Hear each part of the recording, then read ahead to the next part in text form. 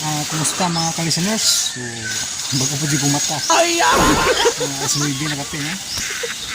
Ikan ko sa balay sa kaniligo, kaya ate magkutay katulog. Kaya may kurinti sa mga, no? So, karon mga ka-listeners, ang akong i-upload nyo drama ang Judas Redentor sa part 3 na ito, no? So, di na tayo maglangan kay kuan. Nalangan ng pilakadlaw, no? So, paminawan niyo ang part 3 sa Judas Redentor. At kuan sa ang kuan Saga Paraiso basin ma-upload ko dahil niya mga kalasino, no? So, salamat kayo sa inyong kanunay pag paminaw, no? Pag-atang sa mga drama o balik ko na to, di natin maglangan. Paminawa ang part 3 sa Judas Redentor.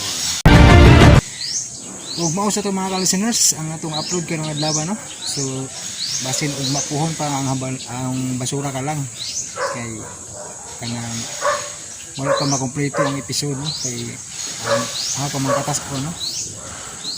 Pa man ako makuha ang ubang kopya kay downloadon pa man. So mausa lang na itong upload dun kining Judas Redentor o niya ang Saga Paraiso. Thank you so much for watching ug sa pagpaminaw sa mga drama, no? God bless natong tanan.